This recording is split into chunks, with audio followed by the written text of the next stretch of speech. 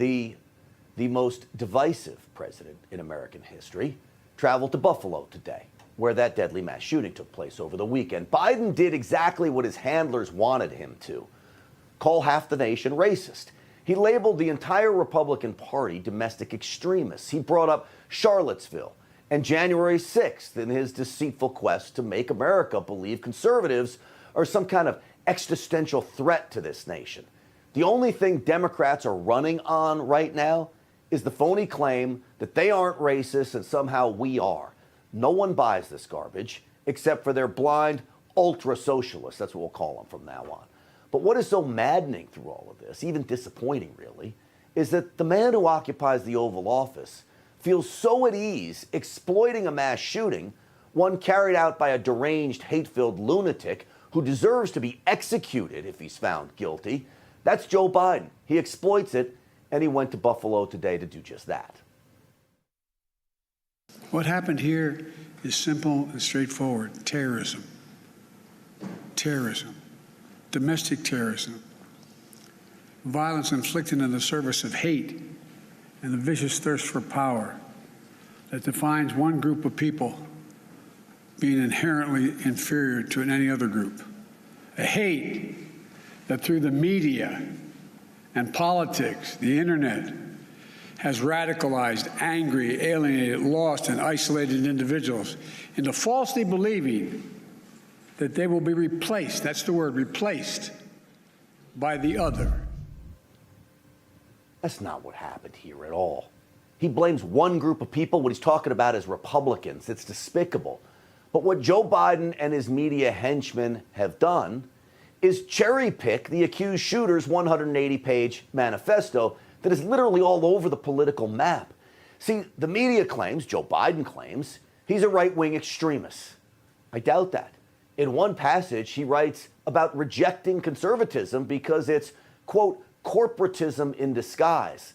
He continues to write, ask yourself truly, what has modern conservatism managed to conserve? Not a thing has been conserved other than corporate profits and the ever-increasing wealth of the 1% that exploit the people for their own benefit. Conservatism is dead, thank God, he writes. Now let us bury it and move on to something of worth. I guess in the shooter's mind, it's environmentalism. He writes this: green nationalism is the only true nationalism. That's what he declares. Yet Joe Biden uses the incoherent ramblings of the shooter to blame all conservatives for the massacre. Look, after reading what I just read, I could blame AOC and the Green New Deal for feeding the shooter's rage. But I don't, because it's disingenuous. You see, I care about being fair. The left doesn't. This shooter has no connection to high-profile conservatives or our ideas, just as he has no connection to high-profile liberals. He appears to be simply a racist loon, fueled by hate, mental confusion, and a thirst for violence. That's what his manifesto tells us anyway. Here's where the double standard comes in. You remember the Brooklyn subway shooter? We talked about him a lot on this program. He had a similar manifesto, only it came in the form of YouTube videos, ranting about hating white people for years, warning of a looming race war. He shot dozens of people, yet the media was silent about all that. They refused to call the left-wing racism a threat to America. And Joe Biden never made a big speech about the hateful black man who hated white people. And I don't blame that subway shooter, all black people, for what he did. I blame the shooter alone, just as we should blame the shooter alone here, in this case in Buffalo. But Joe Biden doesn't care about the truth. He never has. He will now use the Buffalo shooter, because the shooter is white, to wage a bogus war on Trump-loving Republicans. We've now seen too many times the deadly and destructive violence this ideology unleashes. We heard the chants, "You will not replace us," in Charlottesville, Virginia. White supremacy is a poison. It's a poison running through it. It really is. I travel the world all the time. And other nations ask me, heads of state in other countries ask me, what's going on? What in God's name happened on January 6th? What happened in Buffalo? What happened? To ask. Hate and fear are being given too much oxygen by those who pretend to love America, but who don't understand America. He doesn't understand America. He doesn't understand that this is a good, decent nation, that it is filled with America-loving patriots who don't want racism. We just want freedom. So watching Joe Biden spew his own hate today, besmirching half the nation, it becomes abundantly clear to me.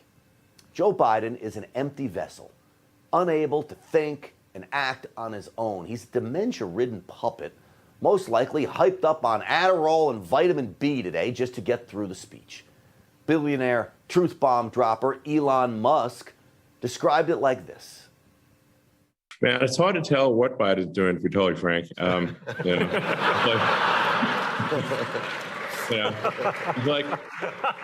feel like it's weekend at Bernie's. The real president is whoever controls the teleprompter. I do feel like if somebody would accidentally lean on the teleprompter, it's going to be like Anchorman. It's going to be like QQQ ASDF 123, type of thing. Well, the Anchorman reference there, of course, is to Ron Burgundy, who would read whatever anyone put in the teleprompter with no regard for what it actually says. I know a few anchormen like that, by the way. All right, you're not looking at one of them. It is a sad state of affairs, truthfully, though, what Joe Biden's going through. And make no mistake, Biden's ineptitude does pose a national security risk. But for a man who is supposed to lead the country, to set out to purposefully divide it, well, that, folks, is as low as it gets. The only thing lower, of course, is Joe Biden's approval rating.